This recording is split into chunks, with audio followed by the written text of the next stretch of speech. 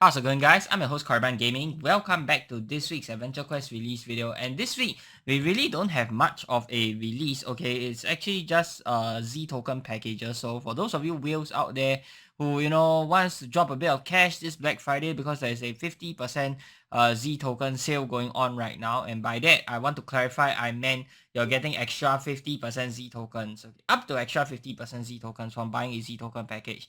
It doesn't mean the Z tokens are half price. No. Okay, so if you want to take advantage of the sale right now, then there are two new packages up for grabs. First up is the Infernal Injur set, and the second one is the Fallen Injur set. Okay, so inside of each set, you'll get one armor, one shield, melee magic, and ranged weapon. Okay, the weapon, I'm not sure if you can swap between the modes or you're getting 3 separate weapons. But anyways, you're also getting 4 player faces and 1 title. Also, the Infernal and Abyssal champion from last year has returned as well. If you guys want to know what those sets do, then you can go ahead and check out this video here from last year where I show off the Infernal champion package. I did not get Abyssal champion, but I think I included some clips of I think it was Gwen, yeah, using the Abyssal champion as well. Okay, so let's look at what this year's set does. I have the info subs over here. So we'll talk about the Fallen Injur first, which is the Darkness set. So Fallen Injur's Vindication is the armor. So it's neutral darkness armor. Normal attack is 2 hits, comes with 3 skills.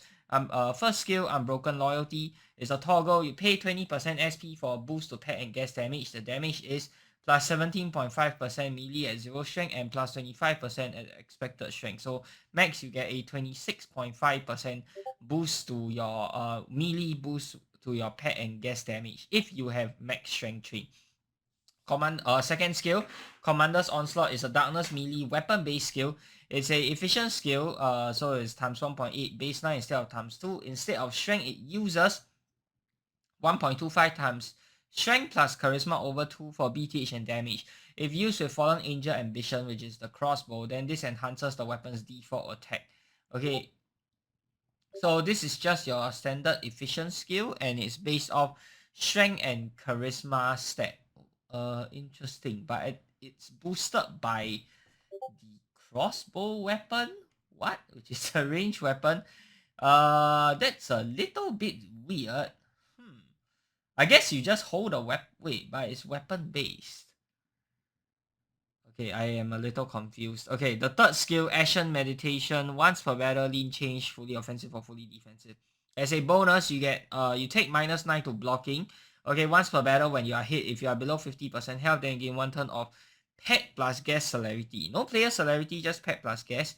And after your pet or gas attack, it can inflict your foe with poison. Okay, pet power is 0.2, gas power is 0.3.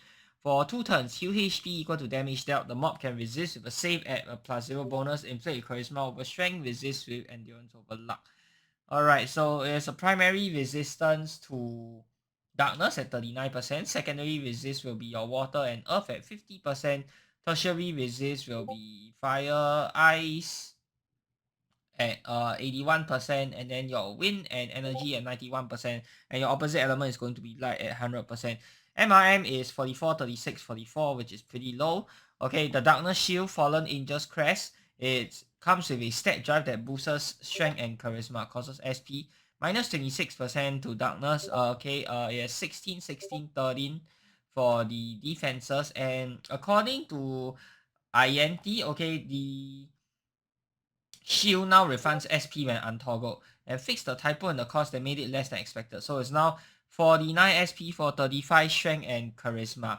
She said that she's going to be talking to Cam on why the other dual drive shields are different once he wakes up from his Thanksgiving coma. So the shield might get changed again. I'm not entirely sure.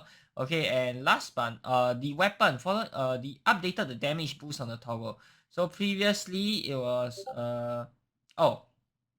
okay, now you get up to 30% boost on your pet and gas. 30% melee worth of damage boost on your pet and gas instead of the old 25%. So this is actually a buff to the skill.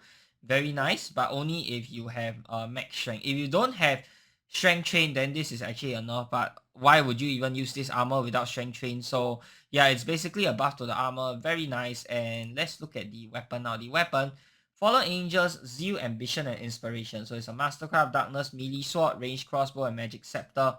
If the armor is in fully offensive mode, The crossbow gets brought up to fully offensive, 0 proc standards gets affected by armor lean, gets the 1.08 times boost reserved for 0 proc weapons, bow attack is 2 hits. If the armor is in FD mode, the sword and scepter get brought up to FD 100 proc standards, unaffected by armor lean, gets the 1.1 time boost reserved for 0 proc weapons. Mastercraft is plus 5% damage. You can toggle the following effect: increase incoming damage by about I think it was 14% and take minus 8.5 BTH to weapons and spells to gain a further extra 15% melee in weapon damage and have your gas upkeep cost reduced by 10% melee. Okay. That is not bad, and it's something that's unique, reducing gas upkeep costs, at least for now. I don't know what will happen after the stat revamp, which is happening next year at this point. So yeah, this could be good, could be bad, but for now I would say it's meh. Set bonus: with the shield equipped, gas upkeep cost is decreased by a further 5% melee, and with the armor equipped, you deal extra 5% damage. Okay, so one thing to note is that these gas upkeep modifiers don't affect booster gases, or at least they shouldn't. Please report any that do. And some older gases aren't on the new gas system and won't work with the upkeep reduction. We don't really have the manpower to update all of these gases unless they are really prolific. So if you guys are using a gas and is not affected by this, maybe you can let the team know so that they can update it to work with this armor. This is an armor that is specifically for beast warriors because of the strength and charisma boost from the shield, okay, as well as how it's reliant on strength and charisma for most of the things in the armor, as well as the weapon. So if you're not a beast warrior, I would say this is a skip. If you're a beast warrior, I think it's a decent alternative to the Commander Necromancer armor. Is it a direct replacement? I don't think so, because it does different things. Which one do I think is better? Excuse me. If I really have to pick, I think Commander Necro still wins because you're getting a lot more versatility out of it in terms of the armor.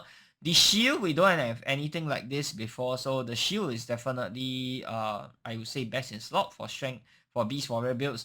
The weapon is also pretty nice, definitely, but is it worth picking up this package just for the weapon as well as the shield alone? I'm gonna say no, because this is a $100 package. After the armor's second skill is a little bit weird to me because it's a weapon-based skill that uses your strength and charisma for BTH and damage. However, if you want to enhance the weapon's default attack, you need to if you want to enhance the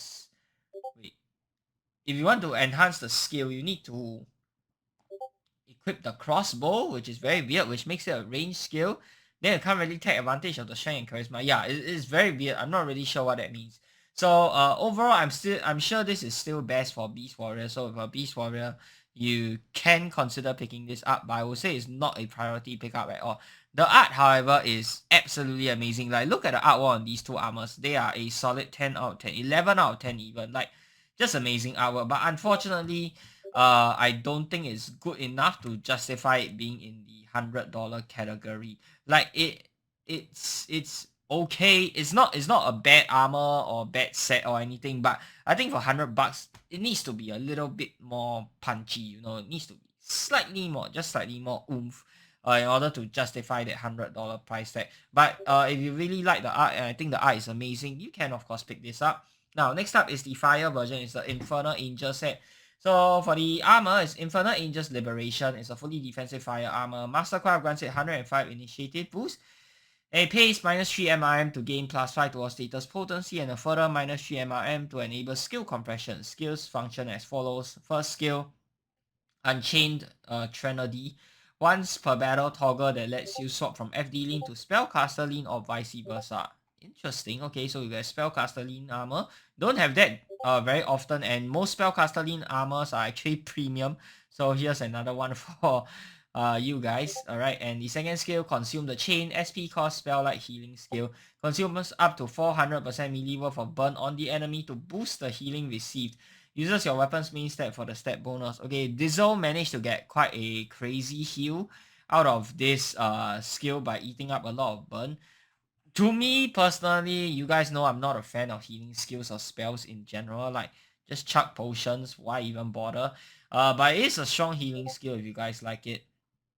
And then the third skill, War Upon Abaddon, sorry. It's an SP cost spell-like skill that sacrifices 75% of its damage, so 150% melee before Elicom is factored in, to attempt to inflict 6 turns or 50 times Elicom percent melee fire burn on the enemy. Inflict with strength, dexterity, or intellect for melee range or magic weapon. Overlap versus foes, strength overlap. Okay, neutral save. And full set bonus, if using the Infernal Injur shield and an Infernal Injur weapon, the status potency effect on the armor is tripled 2 plus 15. Okay, so it's pretty good for burn, I guess. And if you want to heal with the burn, which is nice because burn is usually stronger. It's a stronger dot than poison, but by itself it only damages the enemy. It doesn't heal you. So what you can do now is you can eat up the burn to heal you with this armor, which I think it's not bad. The shield, however, the shield is kind of weird. Okay, Infernal Angel's Defiance is a fire shield. Mastercraft attempts to inflict panic on the enemy when blocking attacks. Base is 5% Mastercraft with over 0.15 for on block gives 33.33%. Over 1.5, since this will have the same -10 penalty to save as the weapon, so lasts 1.5 turns on average, gives 22. Okay, blah blah blah blah blah.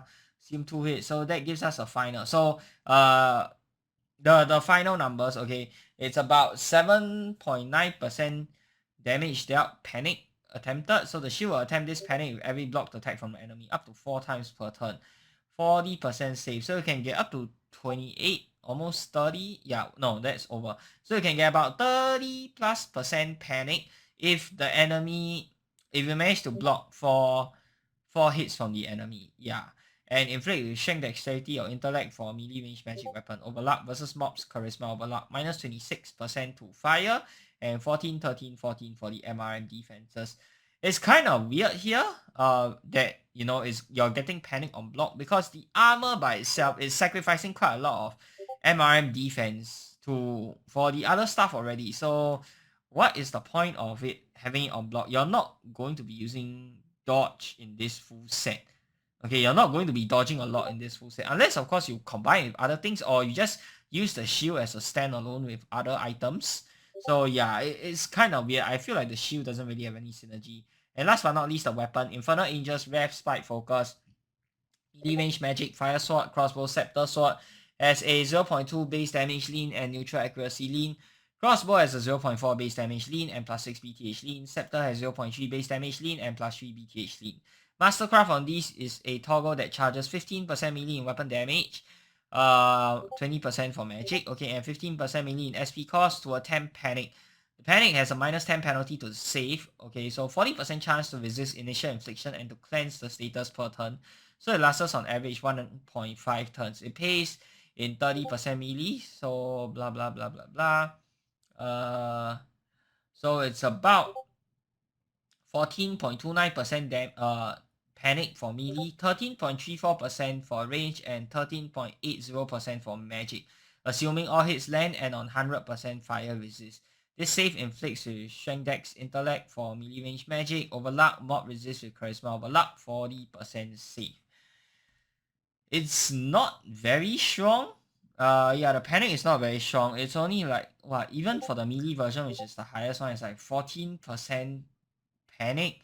Yeah, that's just kind of bad on 100% fire resist. And this is assuming you land all hits. The weapon is not really that good. It's basically a copy of the Nightmare weapon, the fire copy.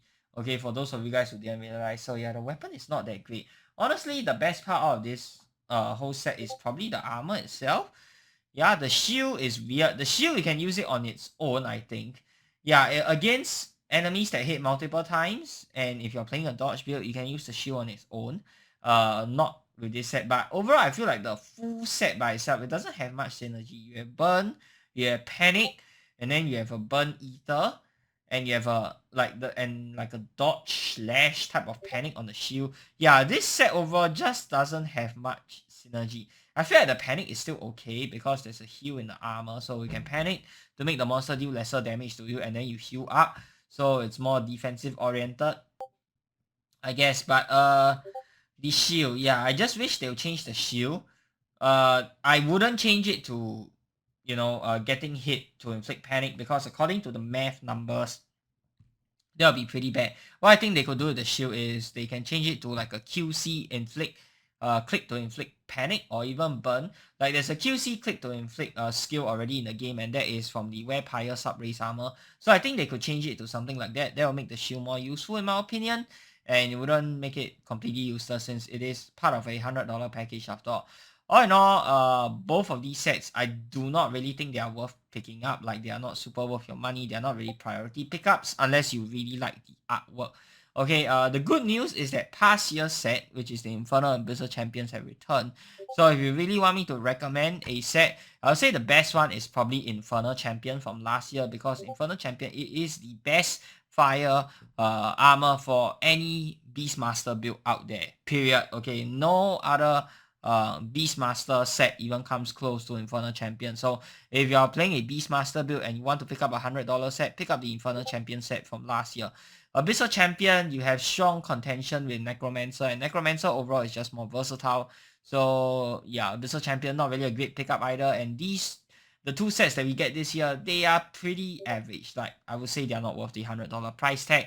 And that is basically it for just, you know, briefly going through what the packages does. Unfortunately, I will not be buying either of the packages. I do not really think they are worth the money, so I won't be able to showcase them. But let me know what you guys think of the packages down in the comment section below. Will you guys be getting them? Which one will you be getting? Why or why not? Or how do you think the packages can be improved so that you'll be able to get them? I would love to hear your suggestions and feedback and ideas on the two sets. Okay, and that's going to do it for today's video, guys. Hope you guys have enjoyed the video. If you have, be sure to give this video a thumbs up. And of course, subscribe to this channel if you guys would like to see more of such future content. Till the next time, I'm your host, Korriban Gaming. Peace out.